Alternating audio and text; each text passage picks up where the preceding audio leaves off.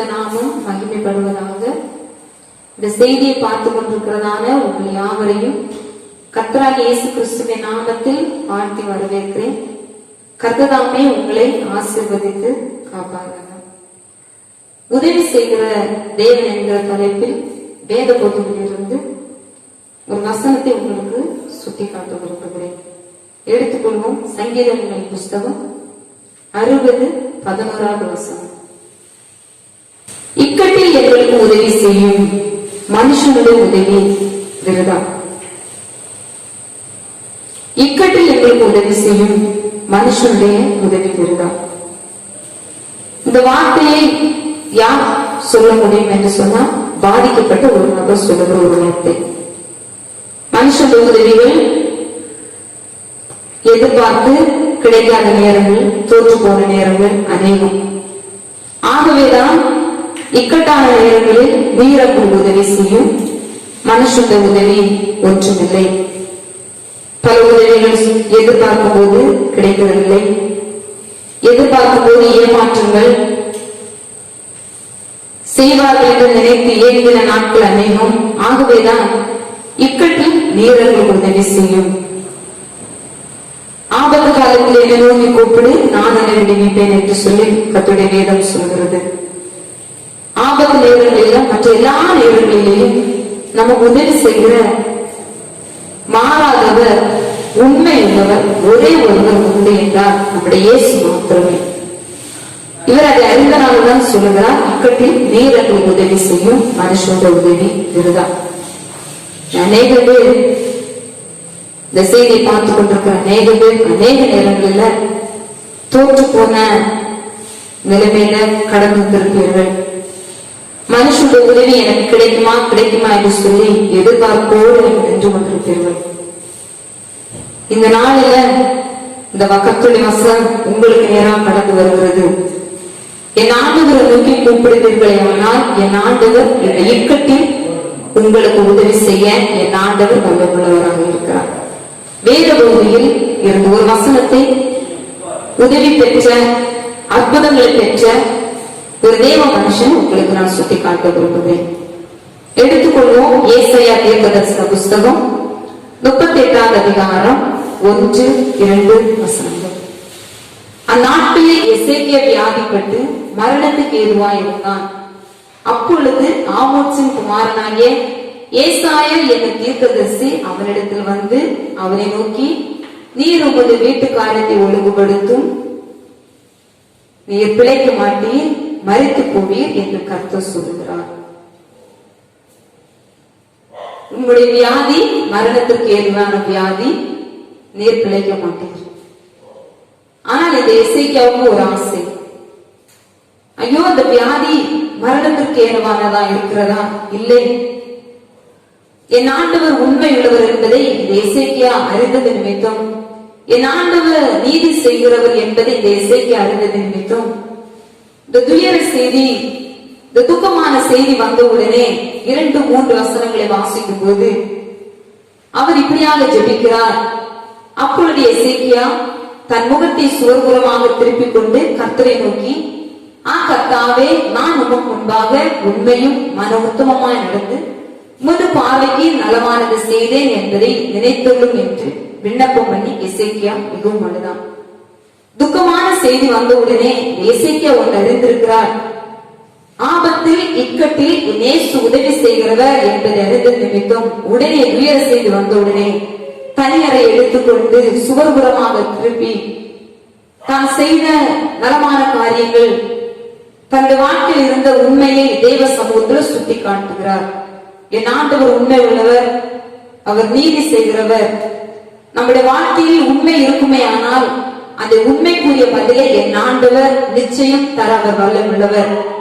ஒருவேளை மனுஷனிடத்தில் உங்களுடைய உண்மைகள் எடுபட்டு போனது மாதிரியே இருக்கலாம், ஆனா இல்லை, என் ஆண்டவர் உங்களுடைய உண்மைகளுக்குரிய பதிலை அவர் தர வல்லமுள்ளவர். அதுக்கு எசேக்கியா சாட்சி. ஜெபிக்கிறார், கர்த்தாவே, நான் உண்மையாக இருந்தேன், உடைய பார்வையில நலமானதை செய்தேன் என்பதை நினைத்தருளும் என்று சொல்லி, என்னை நினைத்தருளும் என்று சொல்லி ஜெபிக்கும் போது மிகவும் அழுது ஜெபிக்கிறதான ஒரு அனுபவம் இந்த தேவ மனுஷனுக்கு இருந்தது. அந்த தேவ பிள்ளையே, ஆபத்தான நேரங்களில துக்க செய்திகள் வரும்போது உங்களுடைய வாழ்க்கையில நீங்கள் எவ்வளவாக கர்த்தருக்காக பரிசுத்தமாக வாழுகிறீர்களோ, எவ்வளவு உண்மையாக நீங்க வாழுகிறீர்களோ, இந்த உண்மையை குறித்து நீங்க தேவ சமூகத்துல நீங்க சொல்லி ஜெபிப்பீர்களே ஆனால் உங்களுடைய உண்மைக்குரிய பதிலை என் ஆண்டவர் தர வல்லவர். நீங்கள் அப்படியே வாசிக்கும் போது 4வது வசனம் 5வது வசனமும், அப்பொழுது ஏசாயாவுக்கு உண்டான கர்த்தருடைய வார்த்தையாவது, நீ போய் எசேக்கியாவை நோக்கி உன் தகப்பனாகிய தாவீது தேவனாகிய கர்த்தர் சொல்லுகிறது என்னவென்றால், உன் விண்ணப்பத்தை கேட்டேன், உன் கண்ணீரை கண்டேன், இதோ உன் நாட்களோடு 15 வருடம் கூட்டுகிறேன். உடனே ஜெபித்த உடனே ஒரு எந்த தேவ மனுஷன் சொன்னாரோ அதே தேவ மனுஷன் வந்து சொல்லுகிறார், உன் விண்ணப்பத்தை கர்த்தர் காண்கிறார், உன் கதறலை கர்த்தர் கேட்கிறார், உன் ஆயுசோடு 15 வருடம் கூட்டிக் கொடுக்கிறேன் என்று சொல்லி, என் அன்பு பிள்ளையே, ஒருவேளை நீங்க உண்மையுள்ள பிள்ளைகளாக இருக்கலாம், நலமான காரியங்களை செய்கிற நீங்க பிள்ளைகளாக இருக்கலாம்.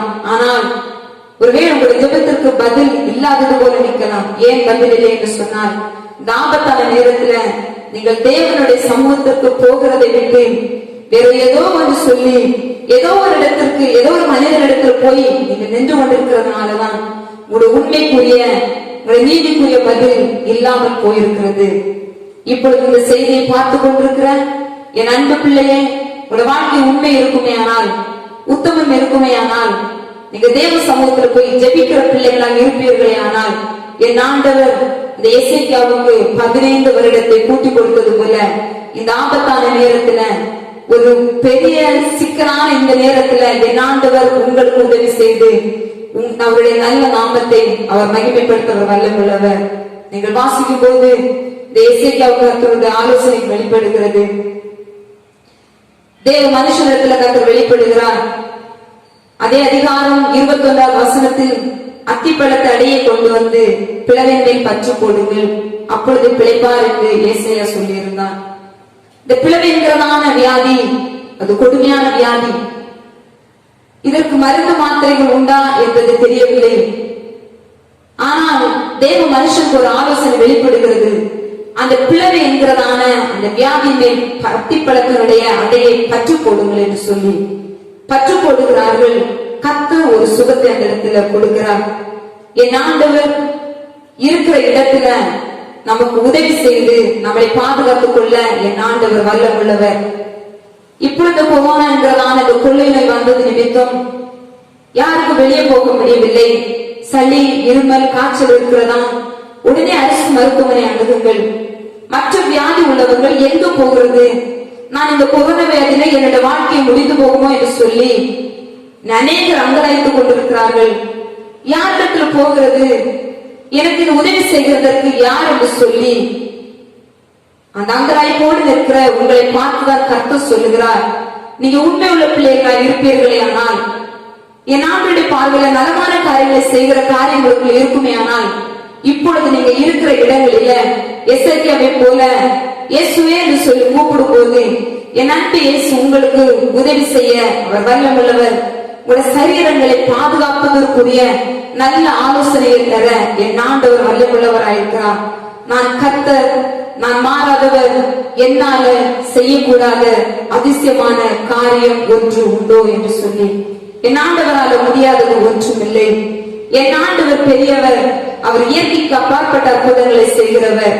இந்த கொரோனா வியாதி நம்முடைய தேசத்தில் வந்தது நிமித்தம் உங்கள் ஆயுசு நாள் இதோடு முடிந்து போகிறது இல்லை.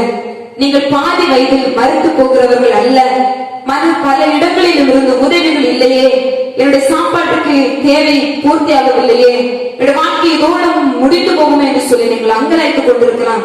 என் அன்பு தேவ பிள்ளையே, இந்த சத்தத்தை கேட்டுக் கொண்டிருக்கிற நீங்கள் யாரா இருந்தாலும் சரி, உண்மை, உத்தமம், நீதி, நலமான காரியங்களை செய்கிற அனுபவங்களுக்குள்ள இருக்குமேனால் என் ஆண்டவர் இப்பொழுது உங்களுக்கு உதவி செய்ய வல்லவராயிருக்கிறார். ஒருவேளை செய்ய பார்க்க உங்க வாழ்க்கையில உண்மை இல்லாமல் இருக்கணும். இப்பொழுது நீங்கள் ஆண்டவர் பார்த்து சொல்லுங்க, இந்த எசேக்கியாவை செய்கிற அற்புதம் என்னுடைய வாழ்க்கையில் நடக்க வேண்டும் என்று சொல்லி, இயேசுவே நான் உண்மை உள்ள ஒரு வாழ்க்கை வாழ விரும்புகிறேன், இந்த எசேக்கியாவுக்கு செய்த ஒரு அற்புதத்தை என்னுடைய வாழ்க்கையில செய்ய மாட்டீரா, என்னுடைய வாழ்க்கையில செய்யும் ஆண்டவரே என்று சொல்லி நீங்கள் கதறுவீர்களே. ஆனால் என் அன்பு இயேசு இப்பொழுது உங்களுக்கு உதவி செய்ய அவர் வல்லமுள்ளவர். மனுஷனால நீங்க தூக்கி போடப்பட்டிருக்கலாம், மனுஷனுடைய உதவிகள் உங்களுக்கு இல்லாமல் போகலாம்.